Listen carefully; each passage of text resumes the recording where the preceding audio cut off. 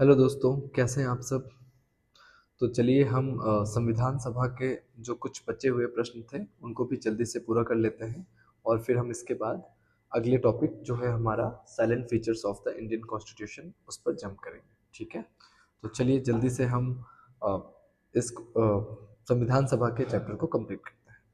तो 74th number question देखिए आप। 74th नंबर क्वेश्चन में प्रश्न है, पांचवें सत्र का मुख्य विषय क्या था। तो बेसिकली प्रश्न पूछना चाह रहा है संविधान सभा के पांचवें सत्र का मुख्य विषय क्या था, है ना।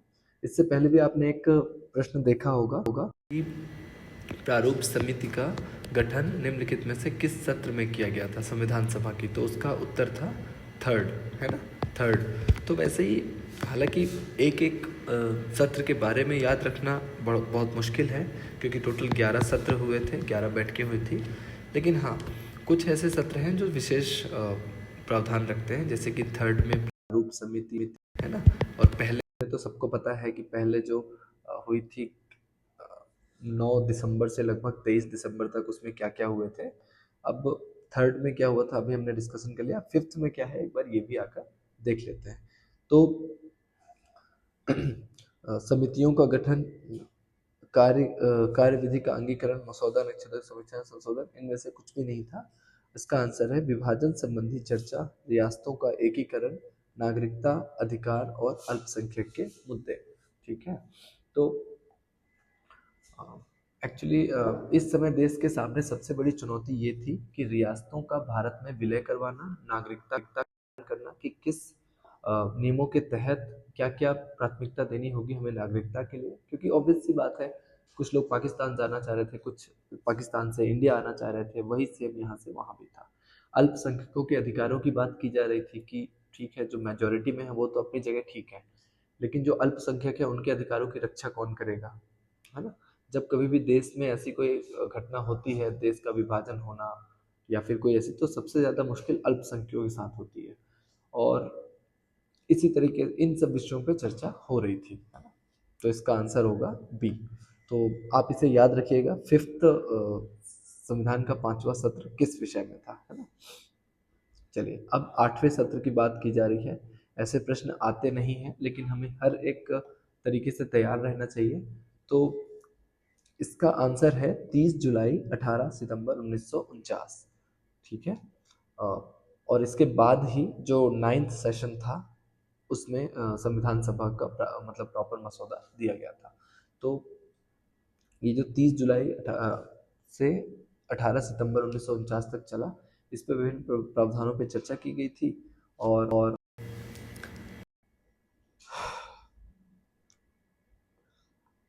अच्छा, इसके बाकी हम जो उस पर चर्चा करें तो ये होगा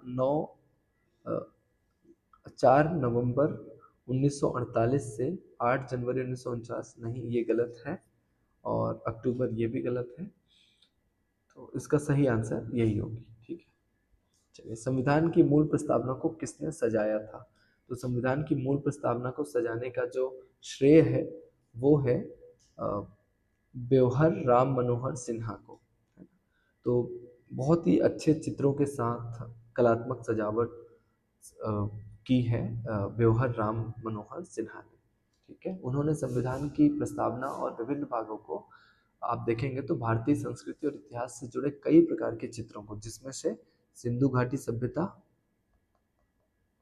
सिंधु घाटी सभ्यता से लेकर के आज़ादी 1947 तक के जितने भी राष्ट्रीय आंदोलन हुए उन सभी का चित्र का उकेरा है। ठीक है, तो इसका आंसर ये हुआ।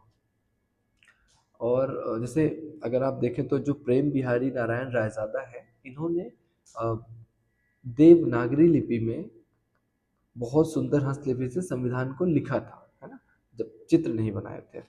और अगर नंदलाल बोस की हम बात करें तो नंदलाल बोस ने पूरी कला प्रयोजन का निर्देशन किया था, और प्रस्तावना की सजावट में जो विशेष योगदान था वो ब्योहर राम मनोहर सिन्हा के द्वारा की गई थी। मतलब प्रस्तावना की बात की जा रही है, बाकी के संविधान जो था उसकी सजावट नंदलाल बोस की परियोजना पर निर्धारण था, लेकिन जो मूल प्रस्तावना की बात है उसकी बात की जा रही है। उसके बाद वसंत कुमार वैद्य जी जो थे, इन्होंने भी कैलीग्राफी की थी, मतलब संविधान को जो वास्तविक रूप से लिखा गया था उसमें कुछ ना कुछ कैलीग्राफी की थी। कैलीग्राफी एक्चुअली बोला जाता है सुंदर लिखावट को, है ना। कई प्रकार से लिखावट सुंदर की जा सकती है, उसे हम कैलीग्राफी बोलते हैं। संविधान के हिंदी संस्करण का सुलेखन किसने किया था? संविधान के हिंदी संस्करण का सुलेखन, तो इसका सही आंसर है वसंत कुमार वैद्य। ठीक है। और अगर हम इंग्लिश की बात करें, है ना, ये हिंदी संस्करण का है, और अगर इंग्लिश की बात की जाए तो इंग्लिश में क्या है? प्रेम बिहारी नारायण।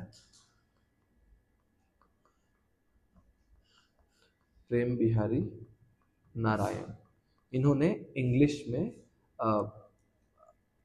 किया था। ठीक है, इस पे नाम नहीं है। ठीक है। संविधान के प्रत्येक अंग्रेजी संशोधन का क्या किया जाना चाहिए? संविधान, हालांकि ये सवाल यहाँ पर गलती से आ गया है, तो इसे आप इग्नोर इग्नोर। और हम 79 भी कर सकते हैं, आप इसे भी कर सकते हैं। और ब्रिटिश प्रांत, ये इसे इसका आंसर आपको पता है कि ब्रिटिश प्रांतों के सदस्यों को कैसे चुना गया था, है ना? कैसे? एकल संक्रमणी मत पद्धति, अनुपातिक प्रतिनिधित्व द्वारा। उसके बाद आप 82 में आइए, तो 82 आप एक बार देखिए, मेरे साथ साथ आप भी आंसर करते रहिए। ब्रिटिश प्रांतों में किस प्रकार के सामुदायिक प्रतिनिधित्व अपनाया गया था? तो किस प्रकार का सामुदायिक प्रतिनिधित्व अपनाया गया था? मुस्लिम, सिख और सामान्य। अब सामान्य वर्ग में सभी आते थे। ठीक है। तो उसके बाद 83rd number question, doctor Rajendra Prasad संविधान सभा के स्थायी अध्यक्ष कब चुने गए? तो आप सबको पता है 9 दिसंबर को हमारी बैठक पहली बार हुई, और उसी में डॉक्टर सच्चिदानंद सिन्हा को अस्थायी अध्यक्ष बना दिया गया था। फिर उसके बाद जब अगले मतलब 10 और 11 तारीख को वापस से संविधान सभा बैठी, तो राजेंद्र प्रसाद को स्थायी अध्यक्छ चुन लिया गया, और बाद में उन्हें ही भारत का राष्ट्रपति नियुक्त किया गया। कब? 22 जनवरी 1950। ठीक है। और बाकी की जो डेट्स हैं ये कोई महत्वपूर्ण डेट नहीं है। चलिए, संविधान सभा के दूसरे उपाध्यक्ष कौन चुने गए? ऐसे सवाल वैसे आने की कोई परंपरा तो नहीं है, लेकिन परीक्षा है, कोई भी प्रश्न आ सकते हैं, और अगर आप याद रख पाएँ तो इसे आप याद भी रखिएगा। संविधान सभा के दूसरे उपाध्यक्ष जो थे वो थे वीटी कृष्णामाचारी। और बाद में वीटी कृष्णामाचारी दूसरे उपाध्यक्ष बने। पहले बने थे एच.सी. मुखर्जी। एक्चुअली ये पहले उपाध्यक्ष, और ये दूसरे उपाध्यक्ष, जिन्होंने संविधान के संचालन में काफ़ी महत्वपूर्ण भूमिका निभाई। चलिए, अगला प्रश्न है, उद्देश्य प्रस्ताव सभा में कब प्रस्तावित हुआ था, कब प्रस्तुत किया गया था? तो आप सबको पता है, नेहरू जी द्वारा उद्देश्य प्रस्ताव 13 दिसंबर 1946 को किया गया था। ठीक है। फिर अगर आप अपने प्रश्न की बात करें, तो उद्देश्य प्रस्ताव ने किन सिद्धांतों को निर्धारित किया? तो संविधान के मूल दर्शन की बात की गई थी उसमें, कि हमारा संविधान, हम अपने देश को किस ओर ले जाना चाहते हैं बेसिकली। उद्देश्य प्रस्ताव सर्वसम्मति से कब पारित किया गया? तो उद्देश्य प्रस्ताव सर्वसम्मति से कब पारित किया? 13 दिसंबर को तो उद्देश्य प्रस्ताव प्रस्तुत किया गया था। प्रस्तुत करना और पारित करने में फ़र्क है। प्रस्तुत का मतलब सबसे पहले आप सभा में एक मतलब रफ आइडिया लेके आते हो कि मैं ये चाहता हूँ कि इस पर चर्चा हो। उसके बाद चर्चा होने के बाद जब सभी सदस्य या majority of the member of parliament उस पर अपनी सहमति जताते हैं, तो फिर उसे प्रस्ताव को पारित मान लिया जाता है। तो 22 जनवरी 1947 को ये प्रस्ताव पारित मान लिया गया था। ठीक है। चलिए, संविधान सभा में कितनी प्रमुख समितियां नियुक्त की गई थी, है ना? अब ये सवाल थोड़ा सा विवादित भी है, क्योंकि कितनी प्रमुख, अब प्रमुख तो अपने आप में सभी होती हैं, लेकिन फिर भी अगर हम बुक की माने तो 10 समितियां थी जो नियुक्त की गई थी। ठीक है। फिर अब आता है कुछ सदस्यों की बात, कि किस समिति के कौन से अध्यक्ष थे, है ना? तो देखिए, जो बहुत ज़्यादा ज़रूरी इम्पोर्टेंट है उसी के बारे में हम बात करेंगे। तो ये बिल्कुल इम्पोर्टेंट नहीं है। मौलिक अधिकार उप समिति के अध्यक्ष, अगर ये मौलिक अधिकार समिति की बात होती तो एक बार ये इम्पोर्टेंट होता, बट अभी नहीं है। हाँ, ब्रिटिश सरकार को दी गई, भारत को दी गई सीटों में से कितनी गवर्नर प्रांतों से थी? गवर्नर प्रांत से कितनी थी? ब्रिटिश सरकार को दी हुई गवर्नर प्रांत से 292 थी। ठीक है। मुक्त आयुक्त प्रांतों से कितनी सीटें थी? तो मुक्त आयुक्त प्रांतों से 4 सीटें थी। अच्छा, आप बार बार सोचते होंगे मुक्त आयुक्त प्रांत थे कौन से, है ना? मतलब मुख्य आयुक्त प्रांत कौन से थे? Chief commissioners provinces. तो चलिए आज हम इसकी भी चर्चा कर लेते हैं। तो सर आप मेरे साथ इसके नोट्स भी बना लीजिए, क्योंकि ये हर जगह आपको नहीं मिलेगा, और मिलेगा भी तो, है ना? उसके बाद अजमेर और मेरवाड़ा, अजमेर, मेरवाड़ा, मेरवाड़ा और कुर्ग, जी हाँ कुर्ग, है ना? और ब्रिटिश बलूचिस्तान। आप इसको बलूचिस्तान से याद कर लीजिए। अब आप सोचेंगे सर आप सही कह रहे थे, बलूचिस्तान तो हमारे देश में ही था। बिल्कुल, पाकिस्तान भी हमारे देश में था, बलूचिस्तान क्या, है ना? तो ये कोई बहुत बड़ी बात नहीं है कि कल को वापस से हम 29वां राज्य घोषित कर दें। क्या नाम है उसका? बलूचिस्तान। ठीक है। हालांकि ऐसा ये मैं मजाक के तौर पे कह रहा हूँ। हमें हर देश की अपनी एक स्वाभिमान होता है, हर देश की अपनी एक सॉवरेनिटी होती है। हम ये चाहते हैं ना हमारे देश की सॉवरेनिटी कोई हनन करे, ना हम किसी देश की, है ना? तो ये सब सोशल मीडिया पोस्ट के चक्कर में हमें नहीं पड़ना है। 93 क्वेश्चन पे आइए। किस आलोचना में कहा गया है कि संविधान सभा ने अत्यधिक समय लिया? ये सवाल बिल्कुल महत्वपूर्ण है, आप बिल्कुल इग्नोर कर दीजिए। आलोचकों के अनुसार संविधान सभा कैसी थी? तो आप ये कह सकते हैं हिंदू प्रधान थी। हालांकि ये प्रश्न आने की उम्मीद आप ये समझ लीजिए कि उतनी ही है जितनी मतलब बिल्कुल ना के बराबर, है ना?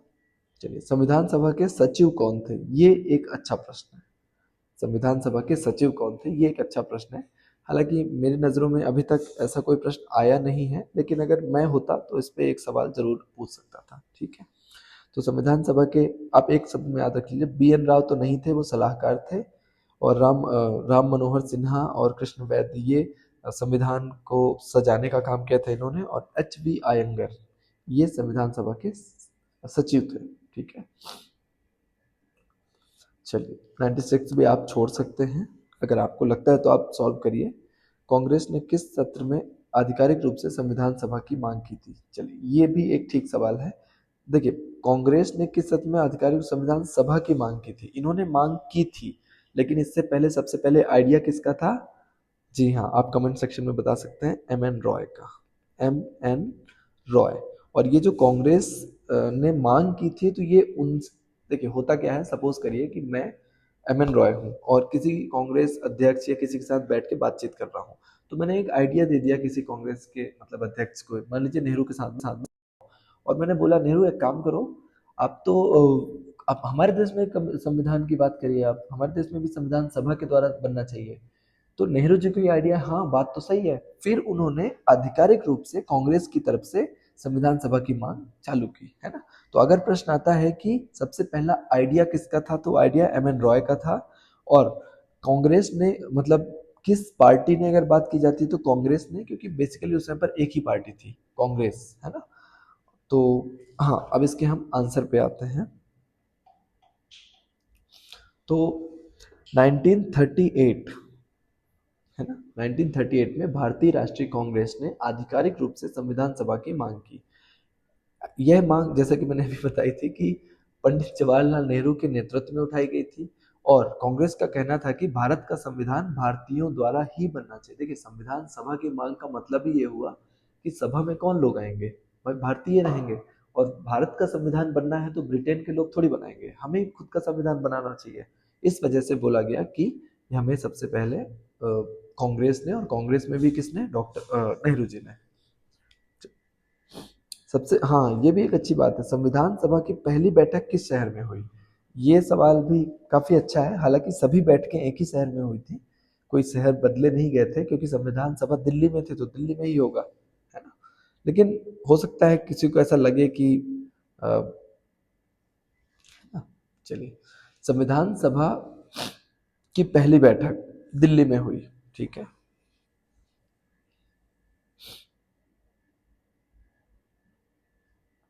देखा जाए तो लाहौर, कलकत्ता, बॉम्बे, इस पे जो कांग्रेस की बैठकें थी, कांग्रेस के जो अधिवेशन हुआ करते थे वो हुआ करते थे, लेकिन दिल्ली में पहली बैठक हुई।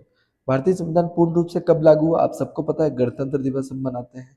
उसके बाद भारतीय संविधान का मुख्य शिल्पकार किसे कहा जाता है? ये भी आपको बिल्कुल आइडिया है, डॉक्टर बी आर अम्बेडकर।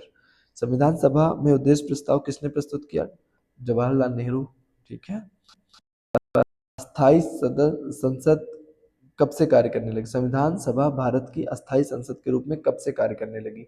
ये भी एक महत्वपूर्ण सवाल आप मान सकते हैं कि पहले जो संविधान सभा थी, बाद में उसी को चेंज करके हमने संसद बना लिया, लेकिन वो कब से काम कर रही है ना? तो ये 15 अगस्त 1947 से ही काम करने लगी थी। ठीक है, अस्थाई संसद के रूप में। अब आप पूछेंगे कि सर यहीं पर संविधान सभा भी थी और यही संसद भी, तो हाँ, बिल्कुल। समय पर हमें नए नियमों के बनाने की कोई जल्दबाजी नहीं थी, क्योंकि ऑलरेडी हम संविधान बना रहे थे, तो हमें संसद की अलग से कोई जरूरत थी नहीं। लेकिन चूंकि भारत देश आजाद हो चुका था, तो अब हम संविधान सभा का को एक नया नाम देना चाह रहे थे, ताकि देश में जो बाहर चल रहा था कि ये तो अंग्रेजों की बनाई हुई संस्था है, तो वो धीरे धीरे हम कम कर सकें। अच्छा, निम्नलिखित में से कौन प्रारूप समिति का सदस्य नहीं था? आजकल ये नहीं वाले सवाल आने के बड़े बड़े होता है ना, कि ये पता चलता है आप, कई बार होता है ना, सब लोग प्रारूप समिति का मतलब केवल एक व्यक्ति, लेकिन अंबेडकर के अलावा भी 6 लोग थे। तो जो लोग शॉर्टकट अपनाते हैं ना कि हम पूरा नहीं पढ़ेंगे, हम तो बस एक लाइन वाला पढ़ेंगे, लूसेंट की बुक से पढ़ लेंगे, कॉन्सेप्ट कॉन्सेप्ट से कोई ध्यान नहीं देते, उनके लिए ये नहीं है। और आजकल सवाल ऐसे ही आ रहे हैं, कैसे? कौन सदस्य नहीं था? नहीं था होने के लिए आपको लगभग सारे सदस्यों के नाम पता होने चाहिए, तभी तो आप उस पर से ये बताएंगे कौन नहीं था, है ना? तो चलिए, एन गोपाल स्वामी अयंगर ये थे, अल्लादी कृष्णा स्वामी अयंगर ये भी थे, के एम मुंशी ये भी थे, जवाहरलाल नेहरू। हालांकि सवाल बहुत आसान है, ऐसा नहीं कि आपको पता नहीं होगा तो आप, फिर भी अगर आप श्योरिटी के साथ एग्जाम हॉल से बाहर निकलना चाहते हैं, श्योरिटी के साथ, हाँ, मैंने जितने सवाल किए हैं सही, सभी सही हैं एक दो को छोड़ के, तो फिर आपको पढ़ना पड़ेगा और पढ़ना अच्छे से पड़ेगा। तुक्के पे अब वो नहीं कर पाएंगे। प्रारूप समिति के किस सदस्य के निधन के बाद टीटी कृष्णामाचारी को लिया गया था? जैसा कि मैंने आपको बताया था, टीटी कृष्णामाचारी शुरुआती सदस्य नहीं थे। शुरुआत में जो सदस्य थे, जैसे बीएल मीटर और डीपी खेतान, ये दोनों की डेथ हो गई थी, और इन दोनों की डेथ होने के बाद इनकी जगह 2 नए सदस्यों को लिया गया था। अब वो 2 नए सदस्य कौन कौन थे? देखिए, डीपी खेतान की मृत्यु होने के बाद कृष्णामाचारी को लिया गया था। ठीक है। और जो मीटर हैं, बीएल मीटर, इनकी मृत्यु होने के बाद माधव राव आए थे, है ना? एन माधव राव आए थे। ठीक है, चलिए आगे बढ़ते हैं। अब हम लगभग अपने लास्ट पड़ाव पर हैं, 120 क्वेश्चन के आसपास हैं, जिनमें से आधे से ज्यादा हम नहीं करेंगे क्योंकि वो उतने महत्वपूर्ण नहीं है। भारत के संविधान को मूल रूप से किस भाषा में हस्तलिखित किया गया था? तो भारत के संविधान को मूल रूप से अगर देखा जाए तो हिंदी और इंग्लिश दोनों में ही किया गया था, क्योंकि उस समय पर आधिकारिक भाषा कोई भी नहीं थी, तो हिंदी और इंग्लिश। इसलिए अभी थोड़ी देर पहले आपने देखा होगा कि 2 लोग, एक रायजादा साहब थे और एक थे कृष्ण वैद्य, इन दोनों ने, एक ने हिंदी में लिखा और एक ने इंग्लिश कैलिगरी में, है ना? ठीक है, हिंदी और इंग्लिश। संविधान में मौलिक अधिकारों की अवधारणा कहाँ से ली गई है? मौलिक अधिकारों की अवधारणा, तो मौलिक अधिकार कहाँ है? अमेरिका में। ठीक है। उसके बाद राज्य के नीति निर्देशक तत्वों की अवधारणा कहाँ से ली गई है? राज्य के नीति निर्देशक तत्वों की बात की जा रही है। बताइए, कोई कमेंट सेक्शन में बताएगा। अभी कल ही हमने ये सब कुछ पढ़ा है। ठीक है, तो आयरलैंड इसका सही आंसर है। फिर उसके बाद आ जाइए, कौन सी समिति मौलिक अधिकार और अल्पसंख्यकों से संबंधित थी? हालांकि ऐसे सवाल नहीं आते, इसलिए आपको इनमें अपना समय बर्बाद करने की जरूरत नहीं है। मौलिक अधिकार, अल्पसंख्यक एवं जनजाति क्षेत्रों की परामर्श समिति के अध्यक्ष कौन थे? इनके अध्यक्ष, इनके अध्यक्षों की अगर बात की जाए तो मौलिक अधिकार अल्पसंख्यक, देखिए अगर अल्पसंख्यकों की बात आ रही है तो आप आंख बंद करके सरदार पटेल लगा सकते हैं। ठीक है, क्योंकि समिति के अध्यक्ष यही थे। जनजाति क्षेत्रों और मौलिक अधिकार, ठीक है। संघीय संविधान, ऐसे सवालों की बहुत कम गुंजाइश होती है। संघीय संविधान, प्रांतीय संविधान समिति के अध्यक्ष कौन थे? और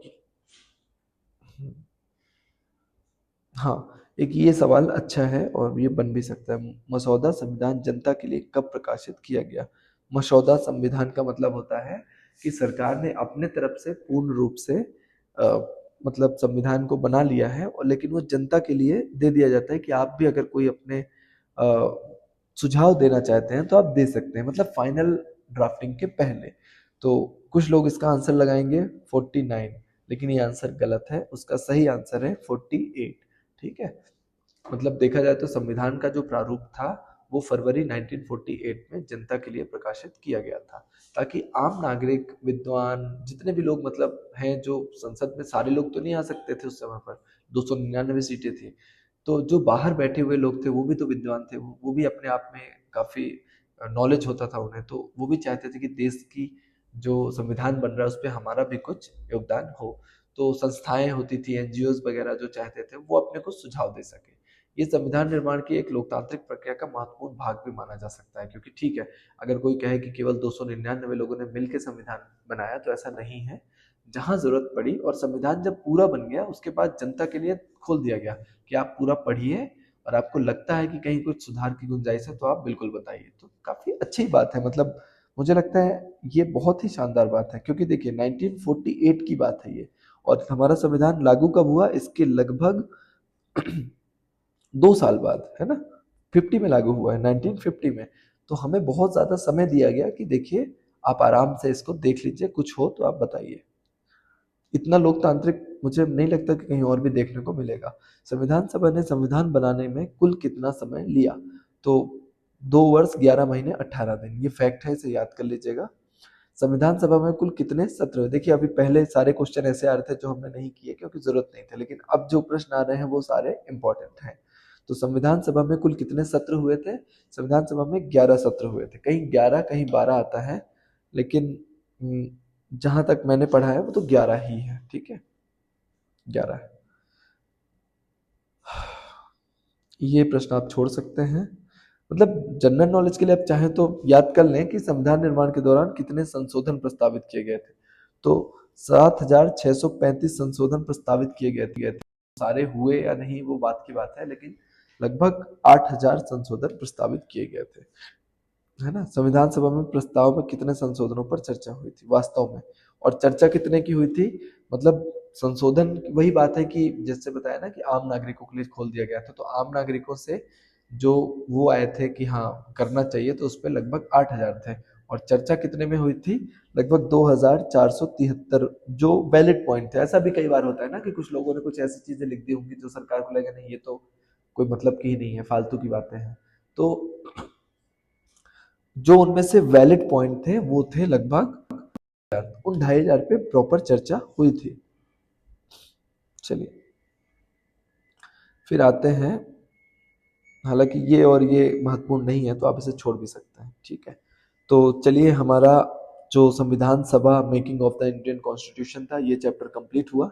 अब हम बहुत ही जल्दी बाकी के जो salient features of the Indian constitution और यूनियन ऑफ द इंडिया, ये सब कुछ लेकर आ रहे हैं। और आप प्लीज़ कमेंट करते रहिए, बताते रहिए कि लेक्चर्स आपको कैसे लग रहे हैं, आपके लिए यूजफुल है भी या नहीं। ठीक है, नमस्कार।